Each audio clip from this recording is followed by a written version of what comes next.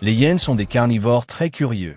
On les confond parfois avec des félins ou des canidés, mais la vérité est qu'elles sont très différentes tant par leur structure sociale que par leur physique. Elles sont très connues pour leurs habitudes carognardes et leurs sons redoutables, que nous interprétons comme des rires, devenus synonymes de présage d'une chose atroce, car leur comportement de chasse peut être très impressionnant, surtout en raison de leur morsure puissante, assez intimidante pour faire reculer un lion. Cependant, il existe une espèce qui s'éloigne beaucoup de cette image, tant par son régime alimentaire que par son comportement. Ce sont les protèles. Comme la plupart des hyènes, ils vivent sur le continent africain, mais leurs populations sont séparées. L'une au nord-est, dans les pays de Tanzanie, Ouganda, Kenya, Somalie, Éthiopie, Soudan et une partie de l'Égypte, et l'autre au sud, au Botswana, Namibie, Afrique du Sud, Angola, Zambie et Mozambique. Ils habitent les savanes et les prairies sèches, les zones ouvertes, évitant les portions boisées et les déserts. Ils forment un genre unique appartenant à la famille des hyènes, pour lequel on connaît 2 sous-espèces. Ce sont des spécimens d'une taille un peu plus grande que certaines races de chiens. Ils ont une longueur de 85 à 100 cm de la tête jusqu'à la base de la queue, une queue longue de 20 à 30 cm, une hauteur de 50 cm et un poids de 8 à 14 kg. Ils ont un pelage de couleur brune à jaune, entrecoupé de rayures plus sombres, très semblable à celle des hyènes rayées. Cela amène à penser qu'ils utilisent ce mimétisme pour être confondus avec elles et inspirer plus de respect. Mais c'est davantage une théorie expliquant leur grande ressemblance avec ces hyènes. Ils possèdent en outre une crinière plus longue sur la poitrine, de couleur crème, et une crinière sombre qui va du cou jusqu'à la base de la queue. Leur museau est plus allongé, abritant des dents quelque peu réduites, adaptées à leur régime car il n'est pas carnivore, mais ils ont tout de même des canines pointues pour se défendre. Ce qui ressort le plus sur leur tête, ce sont leurs oreilles, très allongées et pointues. Leur corps est mince avec des pattes allongées. Aux pattes avant, ils ont 5 doigts dont un est un ergot, tandis qu'aux pattes arrière, ils en ont 4. Leur dimorphisme sexuel est compliqué car ils sont très semblables, mais on peut l'observer par leurs organes génitaux.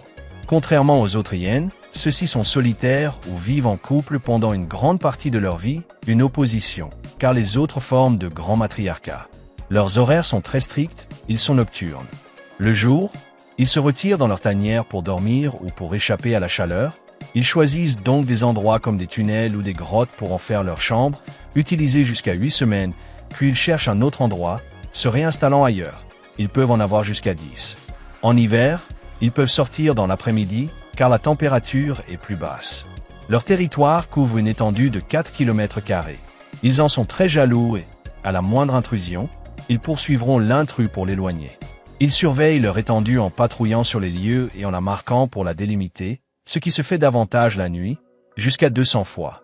Mais les sites pour se nourrir peuvent coïncider avec ceux d'autres congénères, donc ils se rassemblent au même endroit, mais se séparent jusqu'à 100 mètres. Lorsqu'ils s'approchent, une bagarre éclate généralement. Ils ne sont pas des coureurs rapides, ni des combattants acharnés pour se défendre des prédateurs. Ils comptent donc sur leur ruse pour échapper au danger, en imitant les mouvements de l'agresseur, en hérissant leur crinière pour paraître plus forts, et comme arme secrète, ils expulsent un liquide malodorant de leurs glandes anales. Tout cela dans le but d'éloigner une menace potentiellement mortelle. Leur principale communication repose sur les odeurs, l'odorat est leur sens principal. Les mâles sont ceux qui marquent le plus une région. L'ouïe les aide à détecter les sons et les menaces potentielles. Ils émettent rarement des sons, et quand ils le font, c'est à cause d'une frayeur, tandis que la vue est souvent utilisée pour détecter le mouvement de leur nourriture. Cette espèce, comme je l'ai dit au début, diffère des autres hyènes par son alimentation. Elle est insectivore, mais ne mange que des termites. Ils recherchent différents types selon l'endroit et la disponibilité, car les divers groupes de termites sont plus actifs selon le climat, chaud ou froid. Les protèles sortent la nuit, parcourant 1 à 8 km à la recherche de termitières. Une fois localisés, ils s'en approchent et lèchent la terre avec leur langue plate et collante. Les termites s'agitent et sortent pour protéger leur termitière. Mais ce sera une défense inutile car ils en mangeront une grande quantité, consommant jusqu'à 300 000 termites par nuit. Ils ne détruisent pas la structure, permettant ainsi aux colonies de se reconstituer rapidement. En raison de leur régime, ils n'ont presque pas besoin d'eau, car les insectes contiennent une grande quantité de ce liquide et leur ingestion leur fournit le nécessaire. Ils ne chassent ni ne mangent de charogne. S'ils s'approchent d'un cadavre, c'est pour consommer les larves et les coléoptères attirés par le corps. En raison de leur comportement, ce sont des animaux qui ont tendance à être monogames. La reproduction a lieu entre juin et juillet. La femelle indique au mâle qu'elle est en chaleur par des odeurs, mais cela peut en attirer d'autres, donc le mâle les poursuivra pour montrer sa supériorité. La monogamie peut être perdue si un autre mâle a une plus grande capacité ou un mâle peut gagner le droit de s'accoupler avec plusieurs femelles, bien que ce soit rare. Après cela, ils peuvent copuler. La femelle a une gestation de 90 jours, 3 mois, mettant bas dans un tunnel, généralement dans la terre, une portée de 2 à 5 petits. Ceux-ci sont sans défense à la naissance, aveugles, sourds et avec une faible mobilité, pesant de 200 à 350 grammes. Ils resteront dans leur nid pendant un mois. La mère passe le plus clair de son temps avec eux et le mâle se charge de surveiller la périphérie, se relayant parfois pour que la femelle puisse sortir manger. Ces petits seront nourris pendant 4 mois jusqu'au sevrage, mais ils resteront avec leurs 2 parents pendant 1 an, où ils sont soignés et apprennent à trouver les termitières pour se nourrir. Ils entrent en maturité entre la première année et 1 an et demi. On ignore leur espérance de vie à l'état sauvage, mais par comparaison avec d'autres hyènes, on pense qu'elles pourraient avoisiner les 18 ans. Ils n'ont pas de prédateurs spécifiques. Ils peuvent être agressés par différentes espèces, sachant que l'Afrique est un lieu avec une grande variété de prédateurs, des crocodiles aux félins, en passant par les chacals ou d'autres hyènes. De plus, les agriculteurs peuvent les confondre et les tuer accidentellement, car leur ressemblance avec les hyènes tachetées peut créer une erreur. Mais ils ne sont dangereux en aucune manière à moins de se sentir menacés, bien que leur défense ne vise pas à tuer mais à effrayer. L'espérance de vie en captivité varie, mais peut atteindre 20 ans. Ce sont des animaux rares dans les eaux, car leur alimentation est compliquée du fait de l'élevage et de l'aménagement de l'habitat, en plus de nécessiter un grand espace. C'est une espèce classée en préoccupation mineure. Ils peuvent être rares, mais cela tient davantage à leur répartition, leurs habitudes nocturnes et leur timidité qu'à leur population. Leur principal problème est la chasse par confusion, ajoutée à la transformation de leur habitat qui peut provoquer une fragmentation. Parfois, on les recherche pour leur fourrure, tandis que leur viande est rarement consommée car, en mangeant des termites dont certaines sont venimeuses, leur tissu stocke ces substances.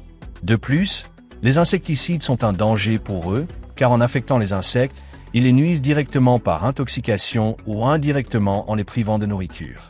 Leur rôle dans l'écosystème est très important.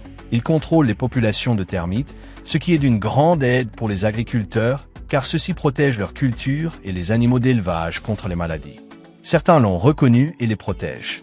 Ainsi, avec un peu d'aide, de diffusion et de connaissances, ils pourraient bénéficier aux productions africaines, créant une alternative très efficace contre les ravageurs, car un seul protèle consomme 100 millions de termites par an. Ils peuvent aussi être une attraction pour les safaris, car n'étant pas très dangereux, les visiteurs peuvent les observer plus en sécurité, même si, en raison de leur rareté, c'est un privilège de parvenir à les croiser lors des parcours. Un carnivore qui a changé son alimentation et qui est devenu un mangeur d'insectes, qui peut créer une confusion en faisant croire à un danger en les voyant, ce qui diffère un peu du comportement des hyènes, mais il appartient tout de même à leur famille, et a un bénéfice potentiel pour la production agricole et l'élevage. Voilà les protèles. J'espère que la vidéo vous a plu.